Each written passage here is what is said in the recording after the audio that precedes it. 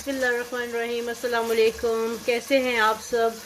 उम्मीद है कि सब खैरियत से होंगे। तो बिना टाइम वेस्ट किए आज की रेसिपी मैं आपको बता रही हूँ कि आज की रेसिपी है मुर्ग चने।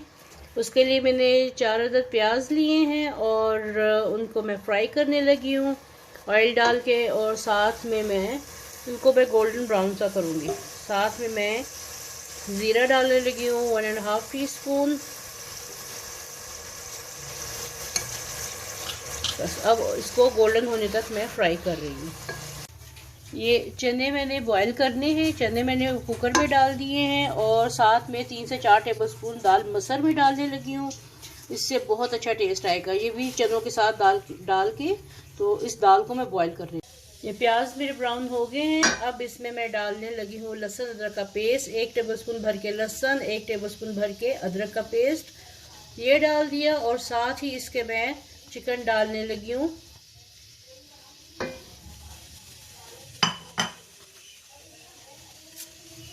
साथ ही इसमें चिकन चला गया। अब इसको मैं अच्छी तरह भूनूंगी। लहसुन, अदरक, चिकन और प्याज को ब्राउन इसलिए कर लिया है कि वो कौरमा अच्छे से बनेगा। इसका जितना अच्छा कौरमा बनाओगे उतने टेस्टी आपके चने बनेंगे।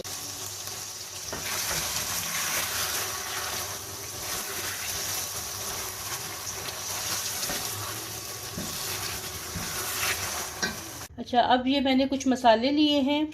ये है मेरे पास जायफल, ये थोड़ा सा 1/4 टीस्पून, और ये जावित्री का 1 पीस है, और ये बादियान के फूल की 1 पत्ती ली है। सूखा धनिया 1 टीस्पून लिया है, और ज़ीरा मैंने 1/2 टीस्पून लिया है क्योंकि ज़ीरा मैंने साबुत भी डाला हुआ है। तो ये इसको मैं अब ग्राइंड करके तो मैं उसमें चिकन में डाल दूँगी।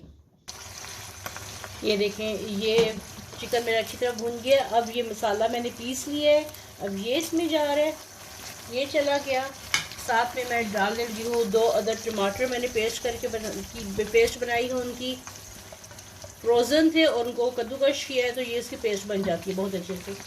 ये डाल दिए मैंने इसमें। अब इसमें मैं डाल रही हूँ बाकी के मसाले।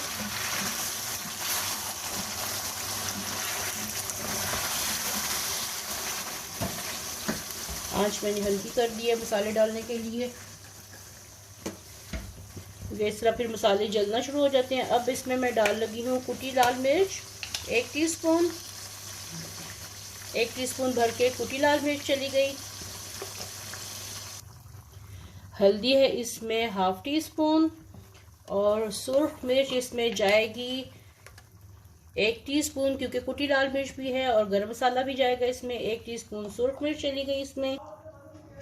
नमक इसमें जा रहा है 1.5 टीस्पून, क्योंकि मैंने चनों में नहीं डाला हुआ। 1.5 टीस्पून। चलिए, अब मैं इसको भूनती हूँ उतनी देर तक जितनी देर तक इसका टमाटर का पानी खुश्क नहीं हो जाता और मसाले अच्छी तरह भून नहीं जाते।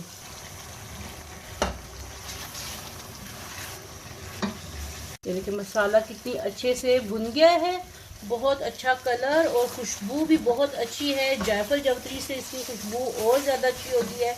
अब मैं इसमें चने और दाल का जो मिक्सचर है वो डालने लगी हूँ।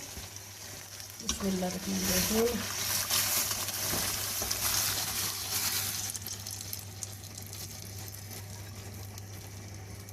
ये इस मिकदार में 6 से 7 लोग पेट भर के खाना खा सकते हैं।